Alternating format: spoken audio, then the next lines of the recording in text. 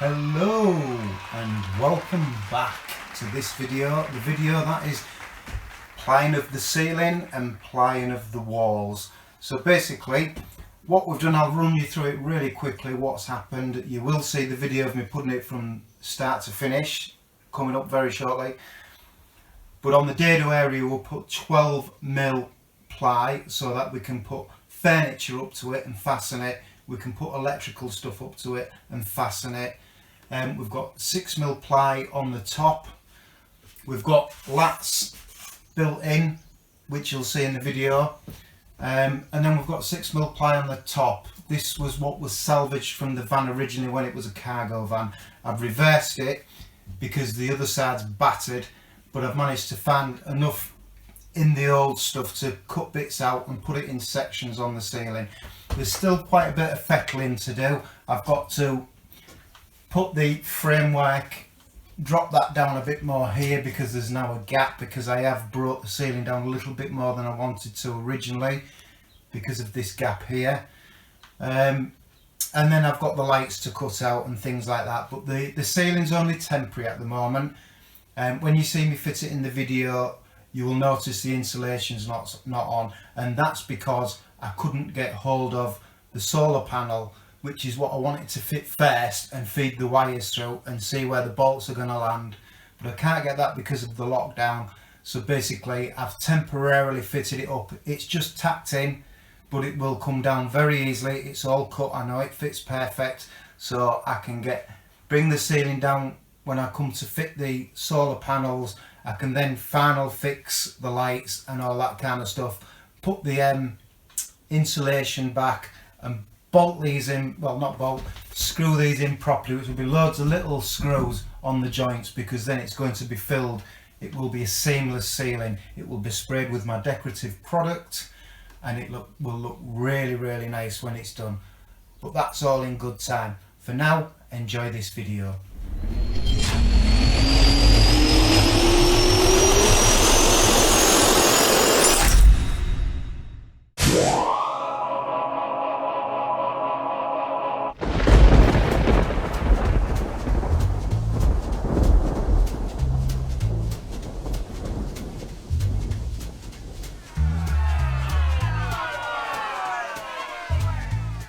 So I need some wood, and we're on lockdown with the coronavirus, so I've had to dig out my scrap wood, what I'm using for campfire wood. I reckon I can use that. It should come in handy.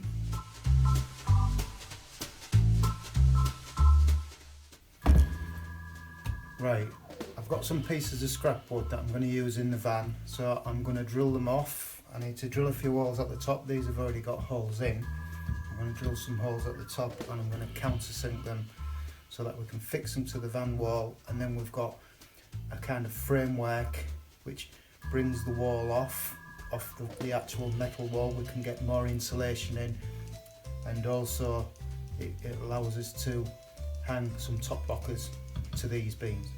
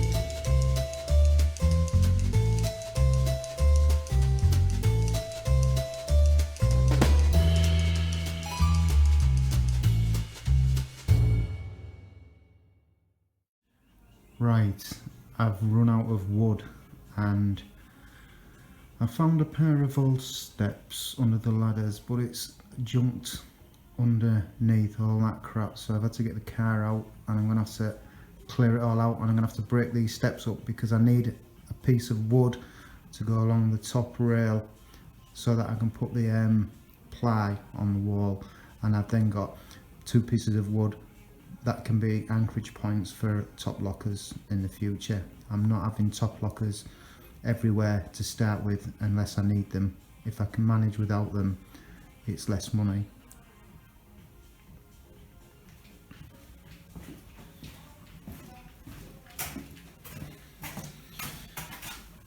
There's the little beauties. I've got to move all this now.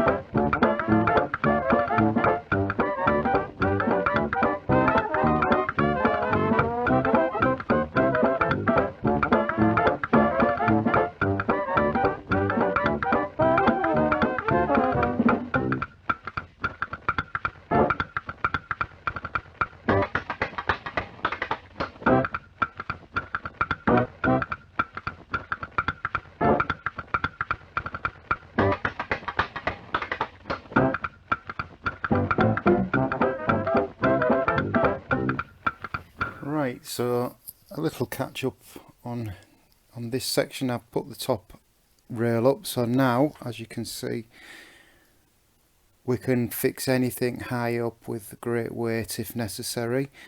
We're not going to have a lot, only in the middle I'm going to have top lockers. This side is probably going to have a small top locker, but nothing above the bed, and nothing above the bed at that side. Probably going to have a bracket for a CCTV, well, a monitor bracket going there so that I can have a CCTV foot on my bed. So this wood has been reclaimed from the steps you saw me quickly demolishing. I've got no wood that I can get my hands on quickly, so I've been in the garage, got an old wobbly pair of steps. That's the top one. The bottom one is an old pine cupboard that I had, which I cut up when I moved house, and I put it to firewood, but a lot of it's all coming really handy now. So over here, this is the natural light that came in the van. Now what I found with this light, and as with the light over there above the doors, which will be above my bed, on a night time I can just flick it on and it'll give me a small light, but it'll also turn this one on at the same time. This is running off the van battery because it's integral to the van.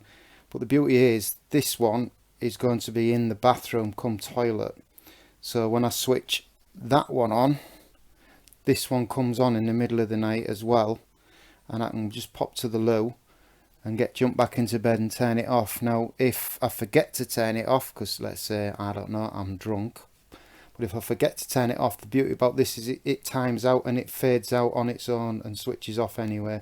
So it's absolutely perfect to keep this integral light and integrate it into my bathroom area. I mean, I'm going to have a light in the bathroom area as well, a bright one for showering in, but this will be a dim one so that I can just see where I'm going when I want a quick tinkle in the middle of the night. Right, I've put this batten on the top run, but in the middle, in between the panels, it's got the plastic wool in between only because I can't get the thermoboards in. And I've found when you put the screws in, it's been curling round here. It's been curling round the wool, round the screw, like it's candy floss on a stick. So my advice is, if you're going to put one of these battens on, if you're going to stuff the middle bits, maybe stuff them after you've fitted that batten on, That might be a good idea. I'm going to have to re-slit those and repack them again now.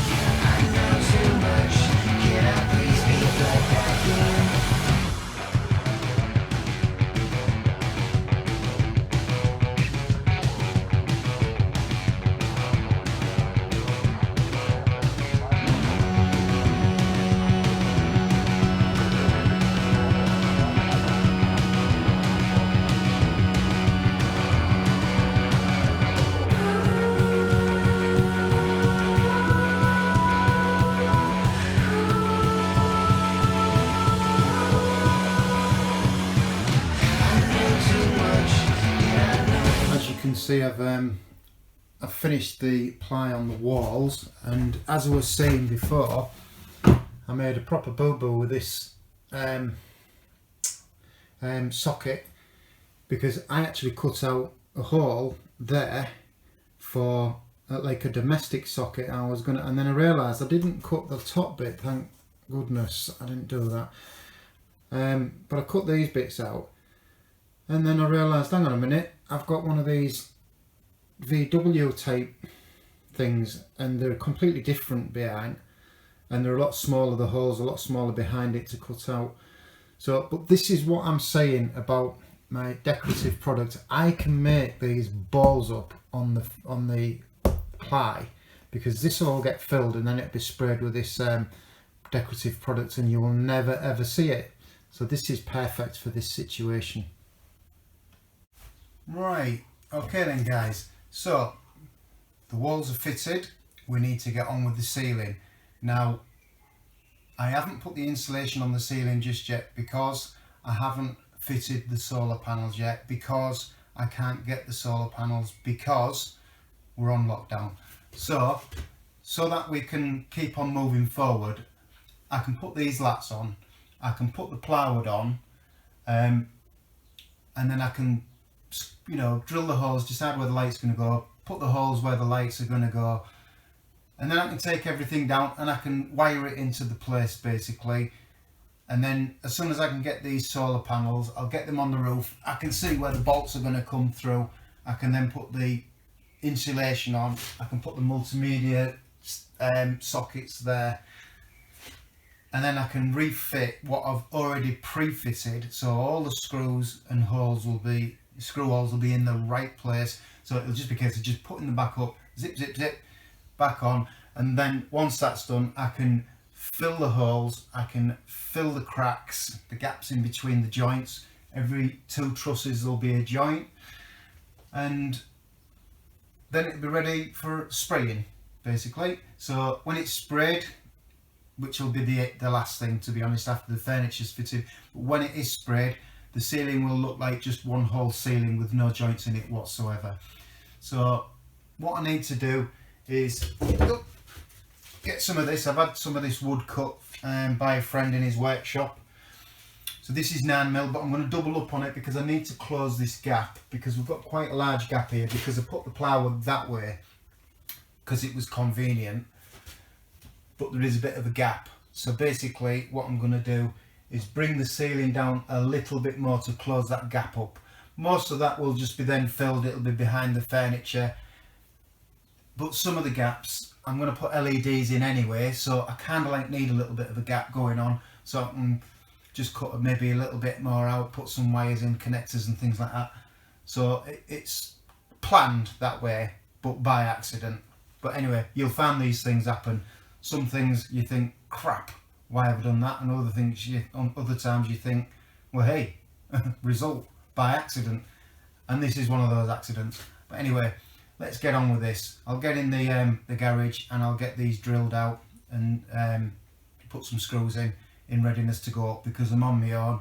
So I'm going to need the screws and everything in readiness to go on. Right, I've taped these battens together because I want it double the thickness to bring the ceiling down, to close that gap up a little bit from the plywood being a bit short. So what I need to do is I need to drill through, countersink them, and then I'm going to place the screws in them, so that because I'm working on my own, they're in place ready to just screw up into place once they're up against the trusses. I think a bit of time lapse is in order. Well, a bit of time lapse was in order, but I didn't bloody film it, did I? First time I've not filmed something. So as you can see, I've drilled, countersunk and set the screws in readiness, so that when I put it up on my own, the screws are there ready to go. Although I must admit the holes are a bit wide, some of them screws are loose, so we'll see how we go. Right, I've been in the garage, as you've seen. So I'm going to stick one of these up now, and then you'll see me in time lapse get the rest up, because it gets a bit boring if you see me doing the same thing again and again and again. You just get it once and then you get the time lapse. That's how I like to do it. So basically, let's put it up round about there. Make sure it's as central as possible.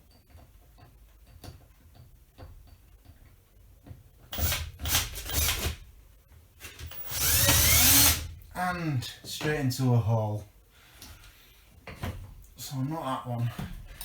I have done quite a few so that if I do hit a hole, I can afford to miss a couple.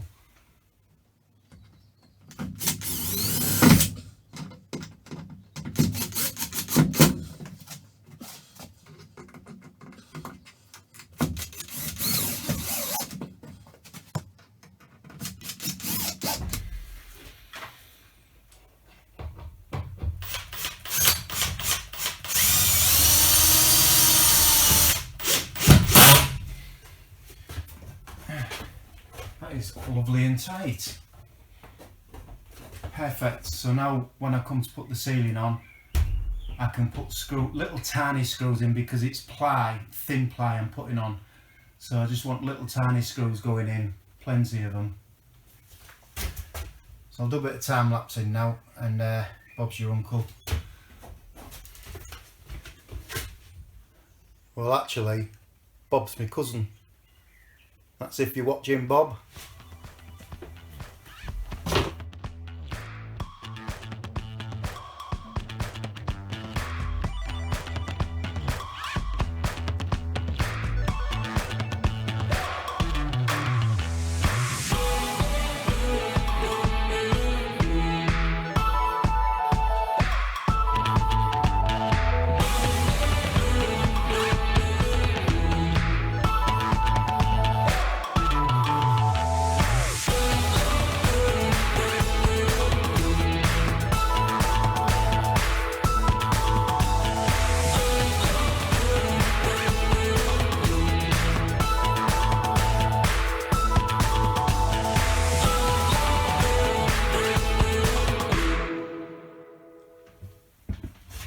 Okay, so to put the ceiling up, I've got to get to this truss here where the cab is. So I'm going to have to put some wooden battens across this way and then build my new bulkhead wall, which will attach to these as well. And then I can put a little strip across like this across the new bit and bring my ceiling to it. So basically I've got to build the bulkhead to be able to finish the ceiling off. So I'm going to do that now. That also means I've got to totally take out this metal bulkhead. I was going to leave it in for extra security, but I've decided to take it out because it's going to give me a whole load more space. Now what I'm doing, I've pulled back the floor here, and where my foot is, round here, this is where the batten is and the wall's going to be built. So we've got 6 inches at the bottom there and 8 inches behind there. So we've got like a foot, close to a foot, where we can put stuff. And here where the kitchen unit's going to go, the door will be there, half. There'll be a hot water tank in here, there'll be a cold water tank in here. But the tanks will go through the cupboard and out the back of the cupboard and still be extended into the cab area, so we can get a nice big tank in there.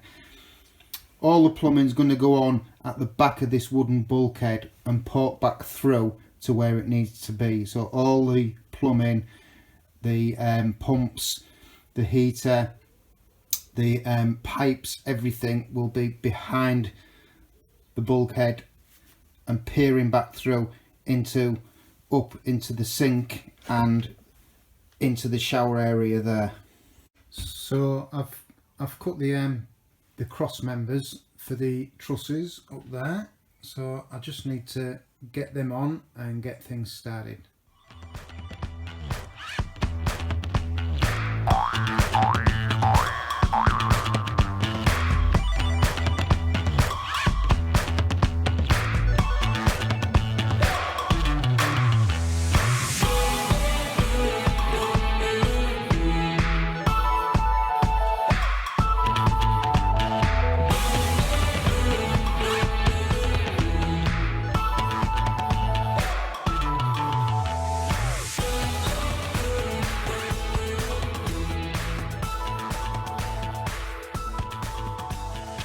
Yes, I am doing it the old-fashioned way.